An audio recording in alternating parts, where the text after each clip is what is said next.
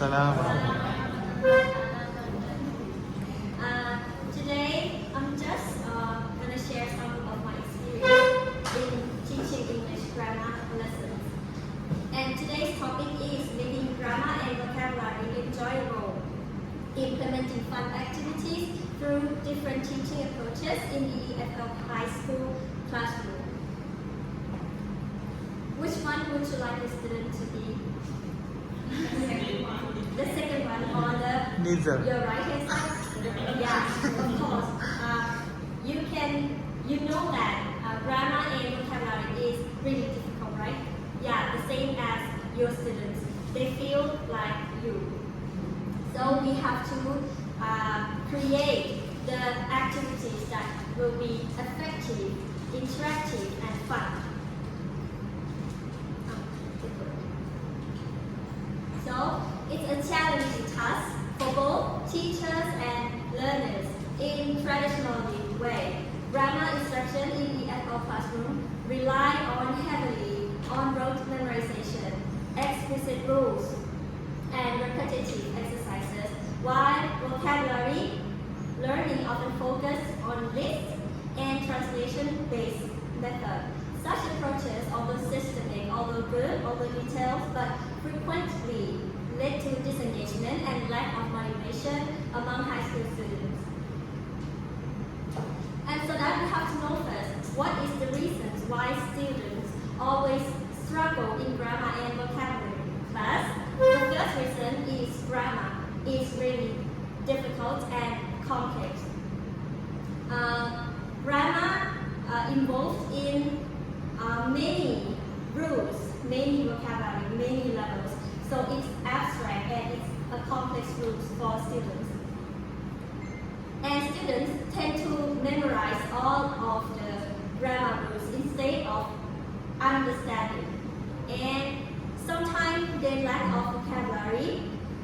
The lack of vocabulary will prevent them from learning, from creating a sentence, or will affect their fluency. Lack of practical in context. Sometimes the teacher taught them in just directly, the teacher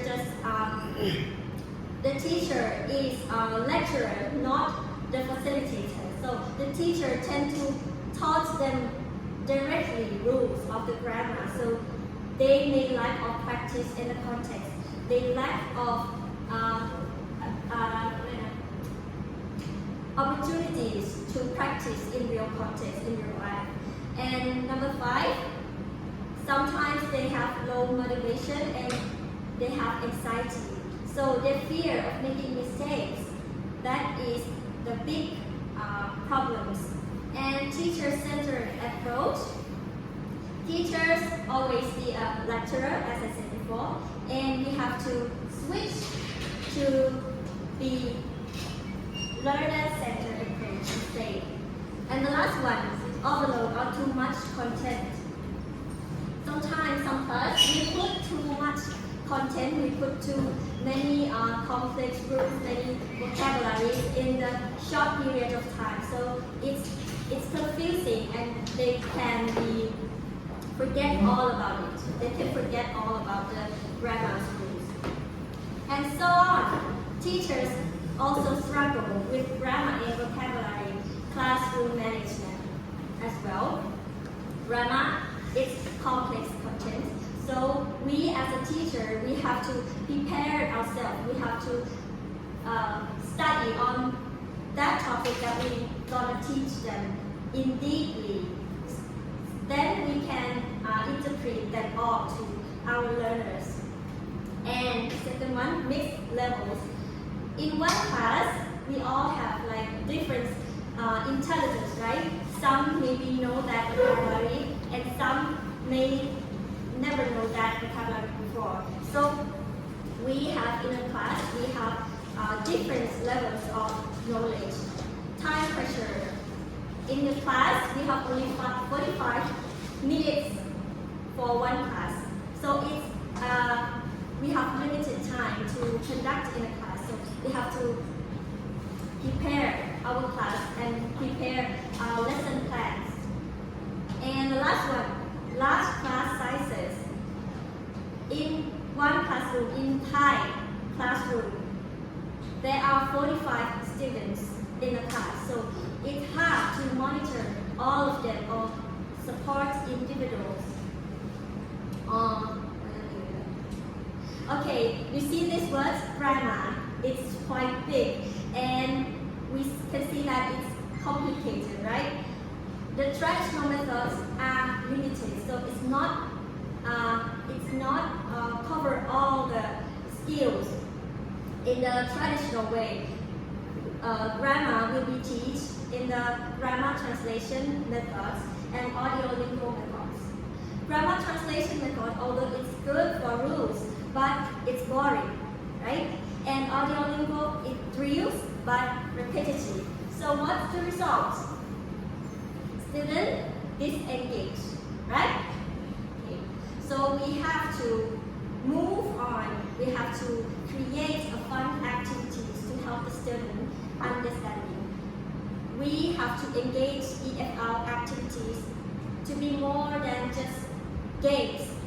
Fun activities in the EFL high school classrooms are dynamic, interactive tasks designed to make grammar and vocabulary acquisition enjoyable and memorable, moving beyond rote memorization to active learning.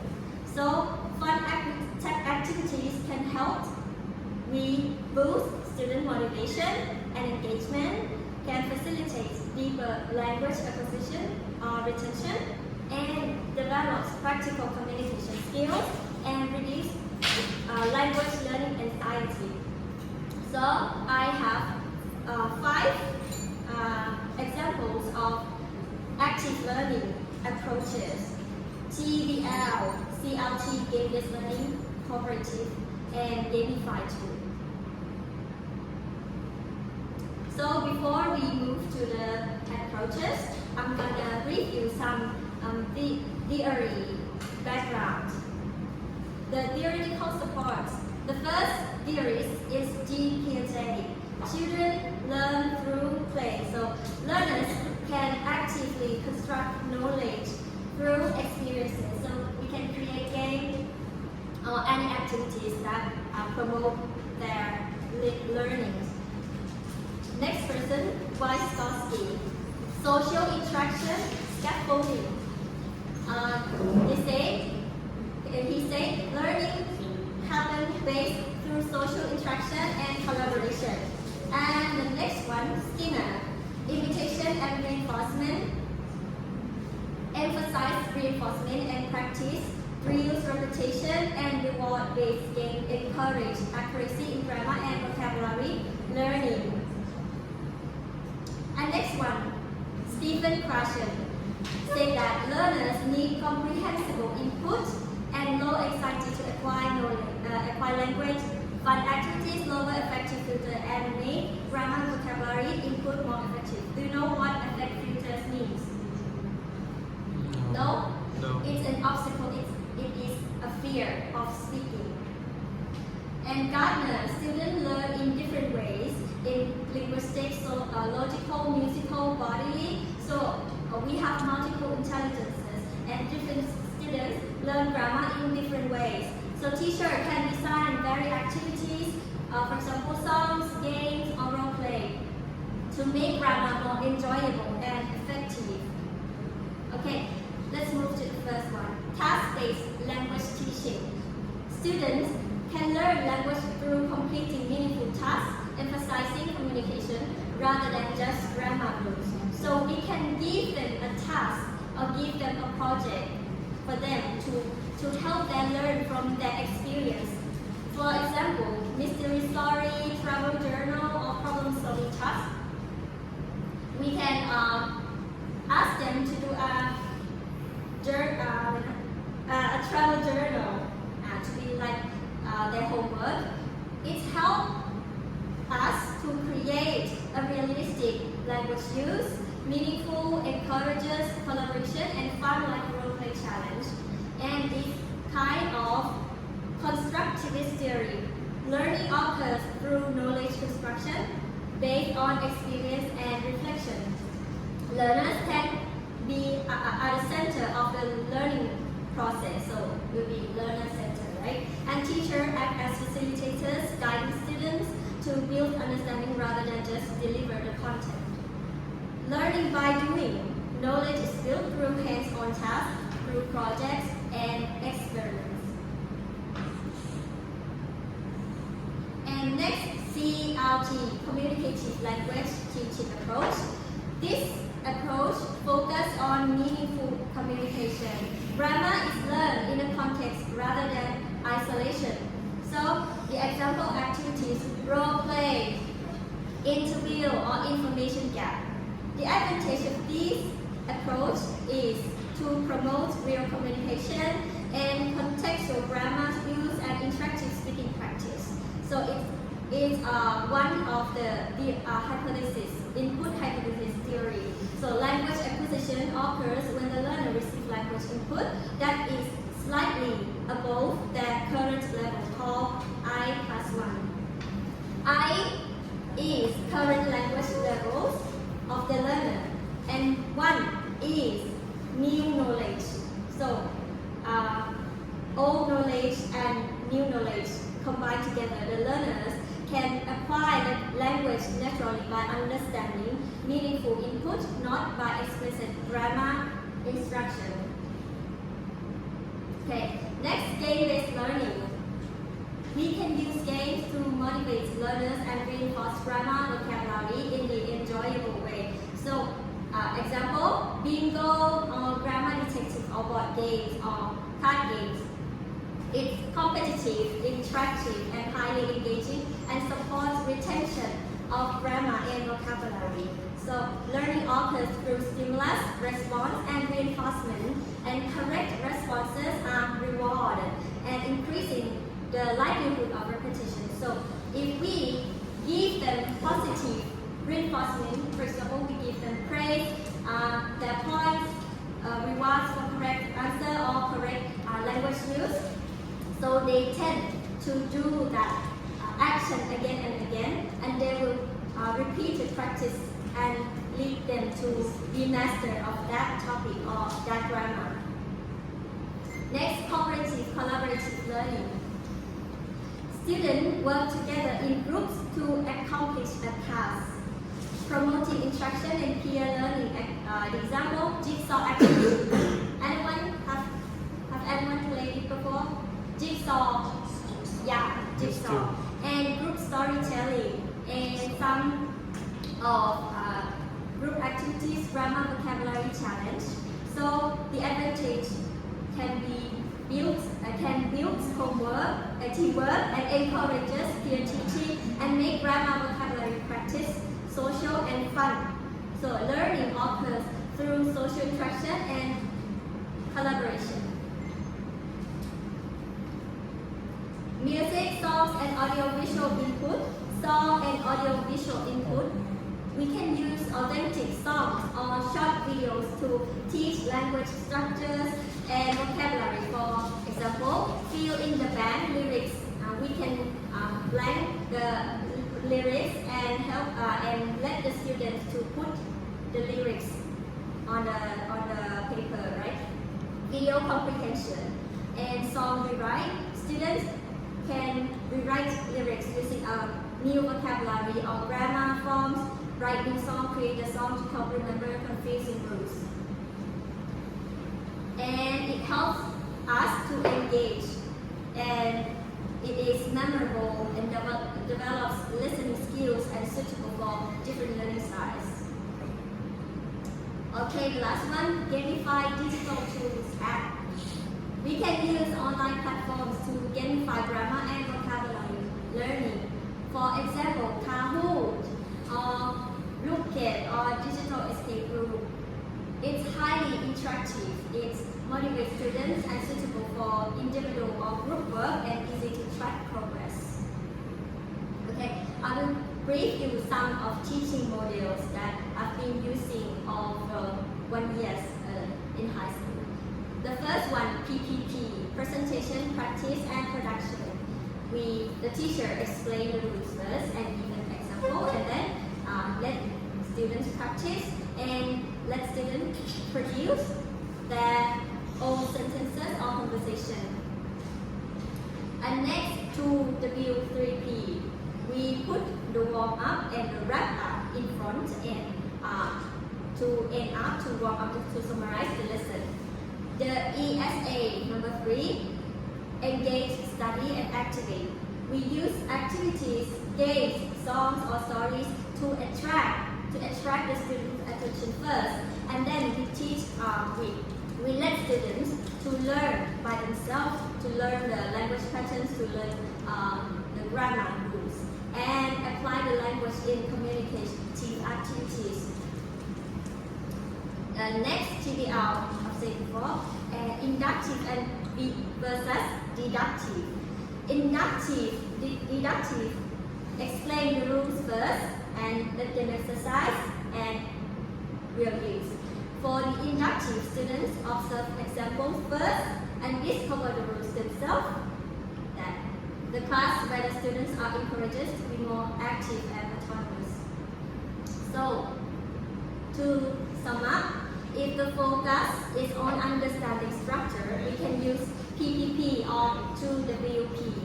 If the focus is on practicing real life use, we can use ESA or TBL. If the goal is for your students to discover the rules themselves, we can use inductive.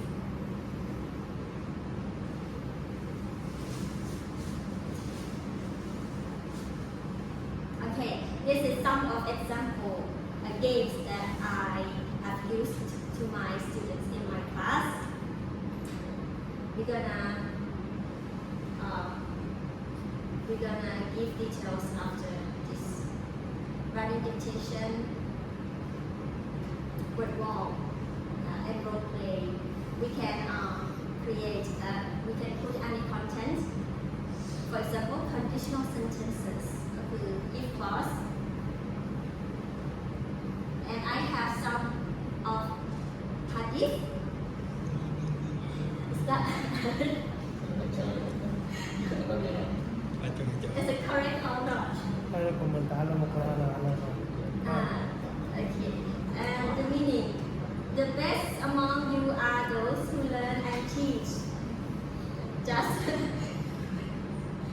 learning, seeking knowledge, teaching, and being a role model. So, core message of this hadith.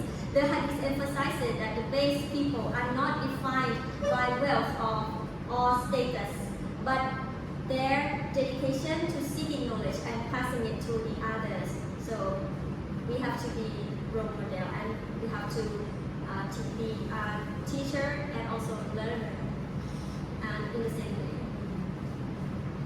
So I have some brain warm-up activities to share. Simon says. Do you know Simon says? Yeah, we can use it to like warm up their brains. If their face be like this or be like this or be like this, we can use Simon says to boost them up. Or stretching, or some short games, memories chain, and emoji face. We show the emoji on the slides and they do the face like emoji. For example, the fourth one, number 4. That's you all right now. Okay, next the open out.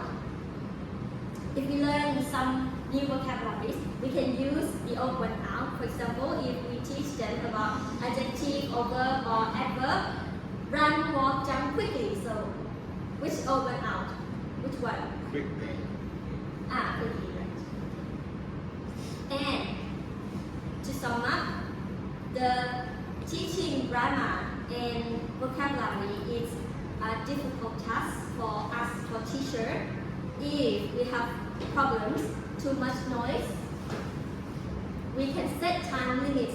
If we have problems about teaching access, we can use low technology. And we have problems about teacher readiness, so we need to train more. need to understand that topic. Okay, finish. Question